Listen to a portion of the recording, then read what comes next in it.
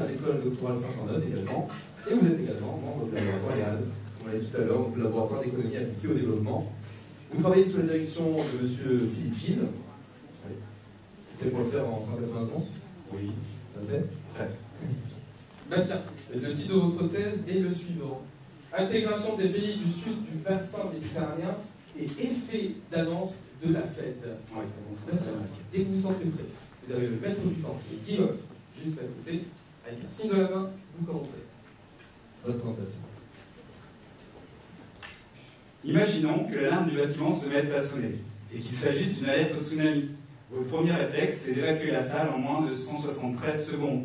L'effet réel, c'est la vague qui vient frapper le bâtiment. Et pourtant, vous avez réagi dès son annonce, pas à l'arrivée de la vague. Avec cette simple image, je viens de vous définir ce qu'est un effet d'annonce. Et c'est ce qui m'intéresse dans ma thèse. L'image du tsunami, on pourrait l'utiliser pour de nombreux événements en économie, notamment après la crise financière de 2007. Elle a poussé les banques centrales des pays développés à mener des politiques monétaires inhabituelles.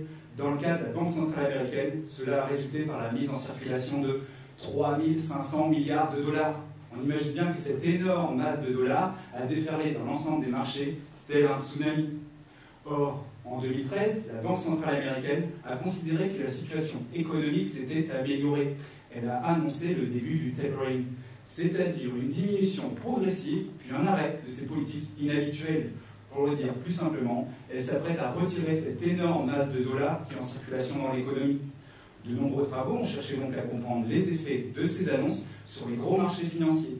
Ce que je veux montrer dans ma thèse, c'est que même un petit marché financier, tel que les pays en développement, peuvent être impactés par ces annonces. Mon hypothèse, c'est que ce n'est pas parce qu'on est un petit point dans l'océan qu'on ne peut pas subir des tsunamis. Il suffit juste de se trouver dans l'océan où a lieu ce tsunami.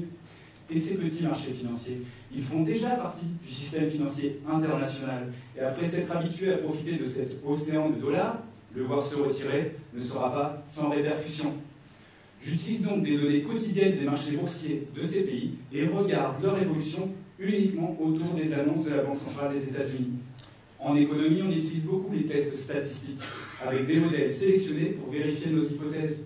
C'est une sorte de machine qui utilise mes données triées et qui utilise un processus que j'ai sélectionné.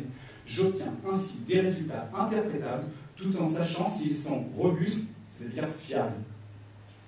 À des degrés divers, mes résultats montrent que les marchés boursiers de ces pays sont impactés négativement par les annonces de tapering ou positivement s'il est reporté.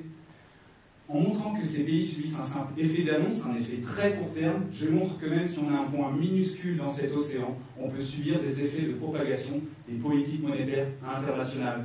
Et c'est un enjeu de comprendre ces phénomènes pour ces pays, surtout pour les pays en développement qui veulent ou qui ont commencé leur intégration au système financier international. Je montre dans mes travaux qu'ils doivent tenir compte impérativement de ces phénomènes et les anticiper. Merci à tous.